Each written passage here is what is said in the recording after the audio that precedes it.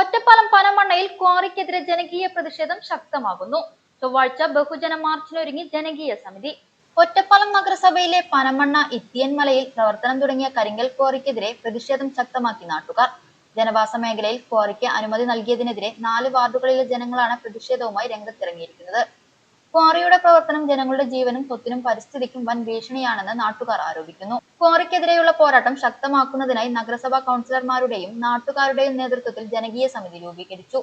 ഇതിന്റെ ആദ്യഘട്ടമെന്ന നിലയിൽ ചൊവ്വാഴ്ച സൗത്ത് പനമണ്ണ പൊതുജന വായനശാല സെന്ററിൽ നിന്നും ക്വാറിയിലേക്ക് ബഹുജന മാർച്ച് നടത്തും. നഗരസഭയിലെ പനമണ്ണ, വട്ടനാൽ, വായനശാല, വീട്ടാമ്പാറ വാർഡുകളെയും അനങ്ങനടി പഞ്ചായത്തിലെ അമ്പലവട്ടം വാർഡിനെയും ക്വാറിയുടെ പ്രവർത്തനം നേരിട്ട് ബാധിക്കും. പ്രദേശത്തെ 2 സ്കൂളുകളിലായി പഠിക്കുന്ന 400-ലധികം വിദ്യാർത്ഥികൾക്ക് ക്വാറിയുടെ പ്രവർത്തനം ഭീഷണിയാണെന്ന് നാട്ടുകാർ പറയുന്നു. 2015 മുതൽ ക്വാറിക്കെതിരെ പ്രതിഷേധം നടക്കുന്നുണ്ട്. ജില്ലാ കളക്ടർ, സബ് കളക്ടർ, ജിയോളജി, മലിനീകരണ നിയന്ത്രണ ബോർഡ് തുടങ്ങി വിവിധ വകുപ്പുകൾക്ക് പരാതി നൽകിയിട്ടും അത് അവഗണിച്ചാണ് പ്രവർത്തനാനുമതി നൽകിയതെന്ന് സമിതി ആരോപിക്കുന്നു. നേരത്തെയുണ്ടായിരുന്ന വഴിക്ക് പകരം 8 മീറ്റർ വീതിയുള്ള പുതിയ പാത നിർമ്മിച്ചതോടെയാണ് ക്വാറിക്ക് വിവിധ വകുപ്പുകളിൽ നിന്ന് അനുമതി ലഭിച്ചതെന്ന് ജനപ്രതിനിധികൾ ചൂണ്ടിക്കാട്ടി.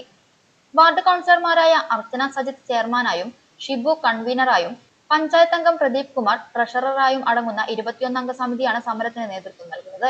വരും ദിവസങ്ങളിൽ നിയമപരമായും ജനകീയമായും പ്രതിഷേധം കടുപ്പിക്കാനാണ് നാട്ടുകാരുടെ തീരുമാനം.